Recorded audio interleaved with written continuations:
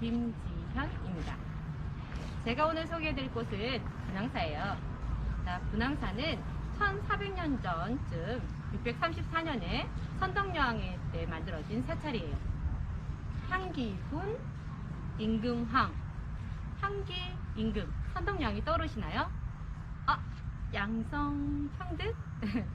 지금의 관점이 아닌 그 시대의 관점으로 생각을 해보죠.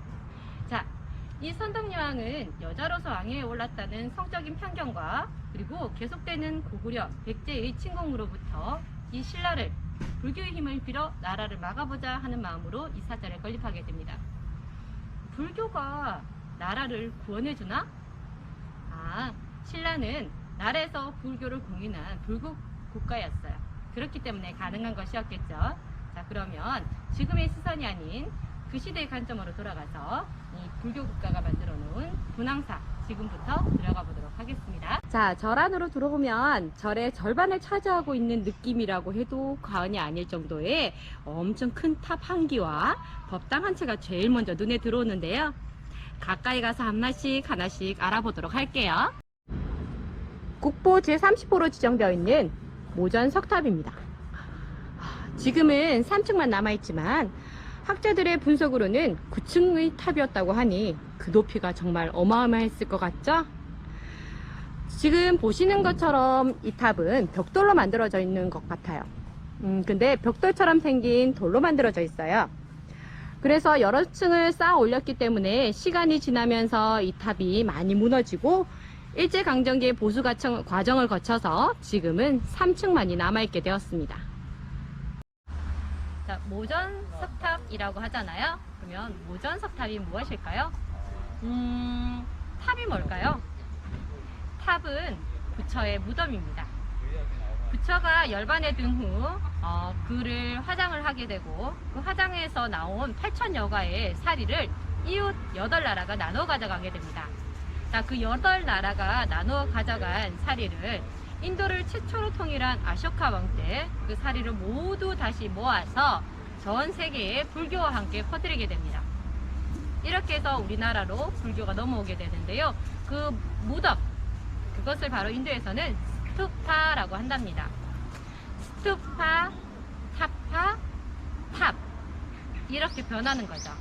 자, 인도에서부터 시작해서 중국을 거쳐서 우리나라로 넘어오는 이 탑은 처음에는 벽돌 구워서 만드는 벽돌의 형태인 전탑과 나무로 만들어지는 목탑의 형태로 넘어오게 됩니다. 하지만 이 나라 실정에 맞는 석탑의 형태로 변하게 되는데요. 네, 이 석탑의 형태로 변하는 과정, 전탑에서 석탑으로 넘어가는 과정을 가장 잘 보여주는 탑이 여러분들이 지금 보고 계시는 모전석탑입니다. 그래서 이름이요, 벽돌을 모방한 탑이다 라고 해서 모방할 모자에 벽돌 전자를 써서 모전석탑이라고 하는 거예요. 벽돌인 줄 아셨어요? 아니에요. 돌을 벽돌처럼 다듬은 거예요. 그러니 벽돌의 형태를 가지고 있다가 석탑의 형태로 넘어오면서 이런 모습을 나타내게 되는 것이고요. 자, 이런 모전석탑은 이 신라의 가장 오래된 탑, 삼국시대의 신라의 어쩌면 유일한 탑으로 지금 현재 남아 있습니다. 그리고 저 앞에 지금 여기 4기퉁이를 장식하고 있는 것이 사자상인데요. 사자가 인도에서는 사자가 새겨진 자리에는 신이나 왕만이 앉을 수 있어요. 그래서 이 사자는 부처를 수호하는 존재로서 이 4기퉁이를 지키고 있는 것입니다. 인도에서부터 넘어온 문화로 사자상도 같이 넘어오게 되는 거죠. 우리나라엔 사자가 있었을까요? 우리나라의 동물의 왕은 호랑이죠.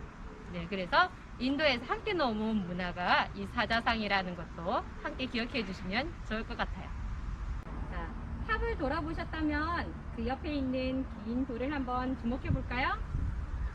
그냥 지나치실 수 있는데요. 이 돌은 차 신라 화정 국사 비부라고 새겨져 있어요. 자, 조선 후기에 추사 김정희가 이곳에 와서 옛날에 원효대사를 기리는 비석이 있었던 자리다 하고 새겨 놓은 거예요. 신라의 이름난 고승들이 이곳에 많이 머물렀는데요. 그 중에서도 해골물, 그리고 불교의 대중화하면 떠오르게 되는 원효대사가 이곳에서 오래 머물면서 많은 저수를 남겼다고 해요. 그리고 원효대사가 돌아가시고 난 다음 그의 아들인 설총이 아버지를 기리며 이곳에다가 아버지의 소상을 안치했다라는 기록도 전해집니다. 이렇게 대단한 설총, 아니죠. 이렇게 대단한 원효대사.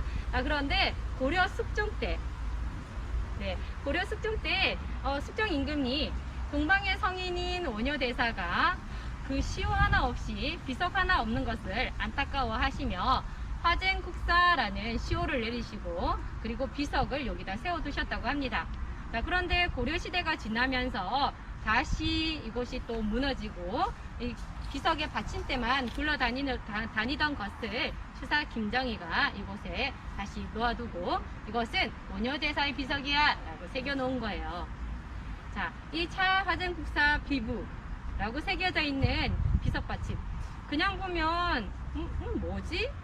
하고 생각하시겠지만 범상치 않은 돌이죠. 자, 그러면 범상치 않은 돌을 하나 더 소개해 드릴게요. 저기에 있는 돌우물입니다. 자, 범상치 않은 비석 받침대를 보셨다면 이번에는 범상치 않은 우물 하나를 소개해 드릴게요. 자, 신라의 이야기가 남아있는 삼국유사의 원성왕조에 전해집니다. 이 우물의 이름은 삼룡변호정이라고 전해지는데요.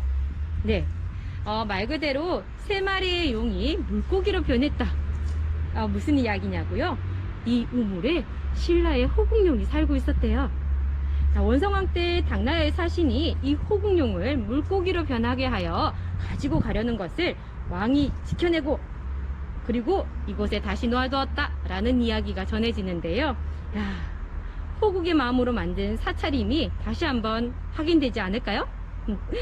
다소 왜소해 보이지만 발굴 결과 그 규모가 황룡사에 뒤지지 않을 만큼 거대한 사찰이었다고 전해지는 이곳 분황사. 저와 함께 돌아본 이곳 분황사가 궁금하지 않으세요? 아이체험 현장 답사에서 더욱 실감나는 이야기로 다시 만날게요.